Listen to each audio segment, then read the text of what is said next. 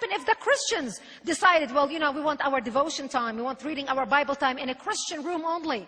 What would the ACLU do? You'll hear it to high heaven, wouldn't you? And this is what's happening. But the Arabic lobby, the Muslim lobby, and the Saudis figured out, the strategy worked so well on the university level in brainwashing our students. Why wait until we get to the universities? Why don't we start teaching and brainwashing these students in middle school and in high school about the religion of Islam?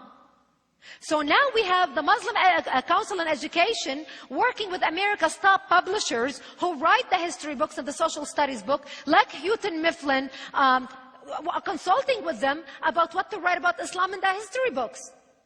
Here's a course called the Islam course, taught in 7th grade in public school. It's a 3-week course where American students have to adopt Muslim names for 3 weeks, basically become Muslims, have to adopt Islamic names like Khadija and Muhammad for girls and boys, have to memorize and recite verses from the Quran, have to fast for 1 day to experience Ramadan or the holy Islamic holiday, go to a mosque on a field trip.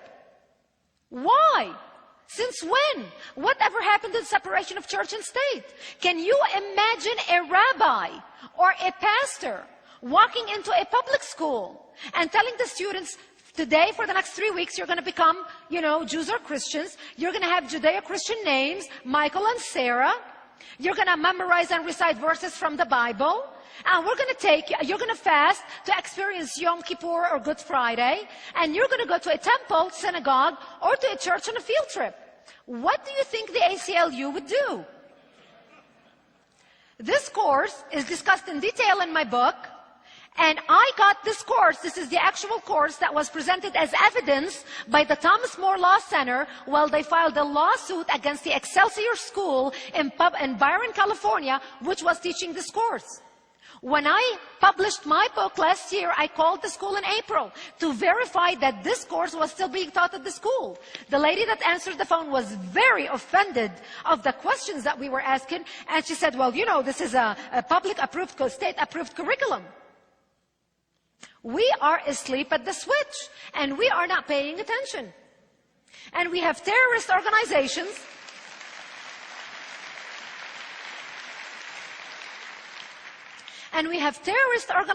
infiltrating our country.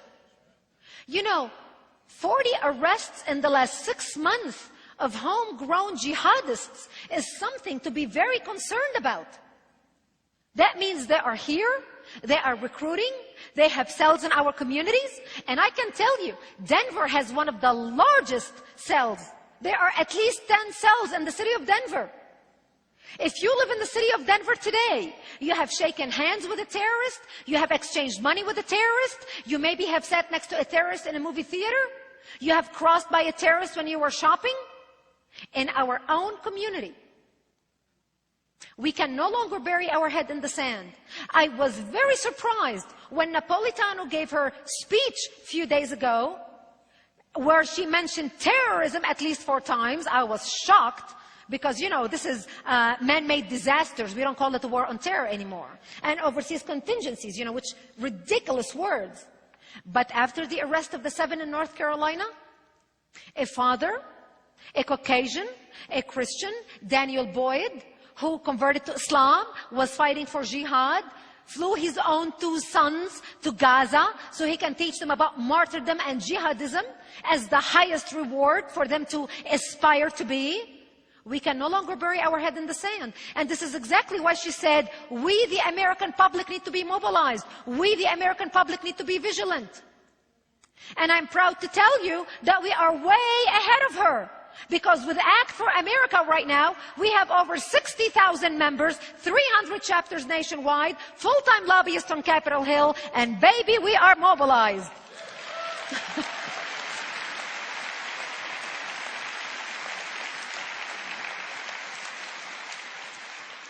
And we are organized. And we are the eyes and ears in our community. And it is great citizens like the people that organized this lecture today. Evelinda Ehrman, I want to thank you. She is our chapter leader. Evelinda, please stand up. Where are you? Evelinda, I do not know where she's standing. But, she's working. She's running around working. Her assistants who worked with her, Vicky Schwartz, Debbie Jacobs, I want to thank you. Patriotic Americans like you are going to save our nation.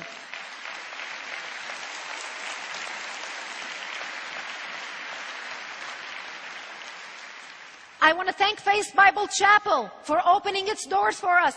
Thank you, Pastor George and Cheryl. And by the way, I have a special hello from you. I know you're watching us via web, from our mutual dear friend, Judith and Yoram Curiel. I'm sorry you're not here, but they send you their love and they say hello. But I want to thank you, Pastor, for opening your church to us. We need to wake up people in America. And we need churches and pastors to open their churches. We need organization where we can speak to thousands of people at a time, because we need to mobilize the nation. We are fighting a radical enemy that's bent on destroying us. And I want to make something very clear. We are talking about radical Islam. There are wonderful moderate Muslims in the world. Let me make that very clear. We are not against all Muslims. There are 1.2 billion Muslims in the world today. Not all of them are radicals. The radicals are the minority. The radicals are estimated to be between 15 to 25% only. However, that number translates to 180 million to 300 million suicide bombers ready to walk into this room and blow us all up to smithereen. That's as big as the population of the United States. We cannot ignore that number.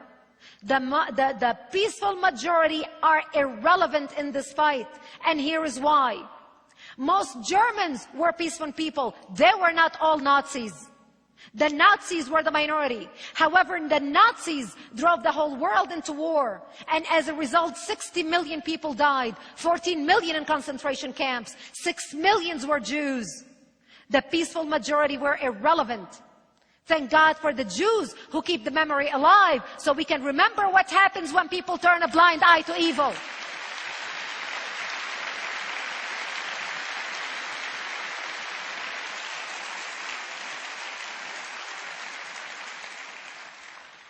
Most Russians were peaceful as well.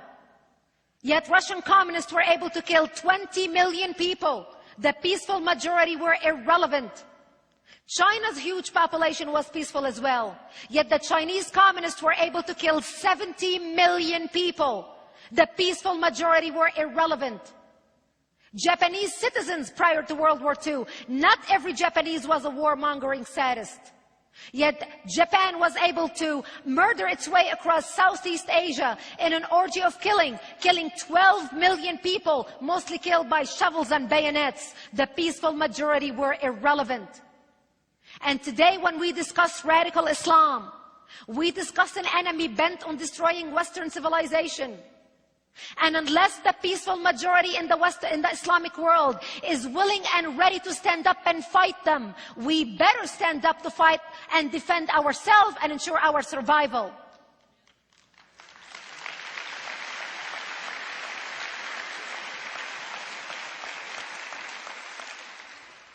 I believe every single one of us in life is prepared in life for a time, for a purpose, for a mission.